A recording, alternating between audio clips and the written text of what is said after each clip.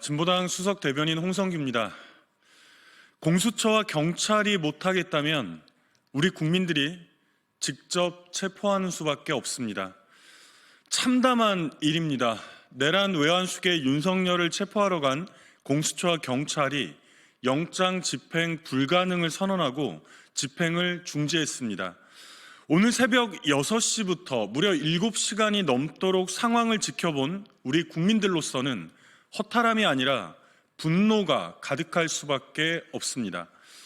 어제까지 대통령 관저였던 곳은 이제 오늘부터는 반란군의 거점입니다.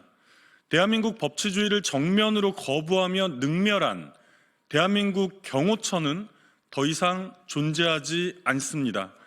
내란 속의 윤석열의 사병, 끔찍한 내전을 저지른 내란 수비대일 뿐입니다. 최상목 대통령 권한대행은 즉각 박종준 경호처장을 비롯한 반란군들을 모두 직위 해제하여 저들의 신분을 분명하게 해야 합니다. 앞으로 협조 요청 또한 가당치 않습니다. 계속하여 이 참담한 내전을 두고 볼 작정이 아니라면 즉각 신속하게 제압해야 합니다. 공수처와 경찰은 절대로 조금도 단 한 발자국도 물러서서는 안 됩니다. 이미 저들은 대한민국의 정체를 부정하는 반란군, 우리 민주주의의 적임을 스스로 선포했습니다. 무장을 하고 공권력에 맞선 저들에게 고작 심히 유감을 표한다는 것이 도대체 말이나 됩니까? 민주공화국 대한민국의 반국가 세력, 주권 침탈 세력 진압은 내일이 아니라 단 1분 1초도 미룰 수 없는 중차대한 일입니다. 지금 즉시 진압하고 모두 체포해야 합니다. 공수처와 경찰이 못하겠다면 다시 우리 국민들이 직접 나설 수밖에 없습니다. 잠시 후 3시 민주노총이 한남동으로 모입니다. 어제에 이어 오늘 저녁 7시에도 윤석열 즉각 체포 촉구 긴급행동 또한 한남동에서 진행됩니다.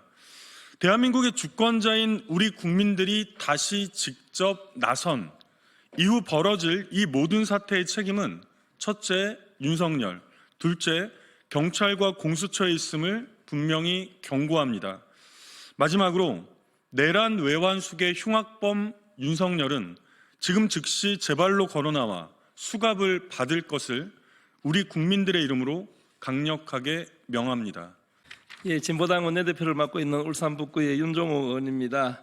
내란 수계 윤석열에 대한 체포영장 집행 불발에 대한 입장을 말씀드리겠습니다. 비상계엄이 있은 지 한 달이 지난 1월 3일 내란 수계에 대한 체포영장 집행을 시도했지만 결국 무산됐습니다. 국민은 새벽부터 강제 집행이 종료된 시각까지 법률을 어기며 공권력을 자신의 사병으로 취급하고 결국 경찰과 군인을 범법자로 만들면서까지 그 뒤에 숨어 있었던 윤석열에 대한 커다란 분노를 느낍니다. 대통령 경호처는 국가 공권력입니다. 헌법과 법률을 준수해야 합니다. 체포영장 집행은 협상이나 허가의 대상이 아닙니다. 지금까지 형태로도 경호처장은 내란 수계를 비호한 내란 공범의 죄를 범했습니다.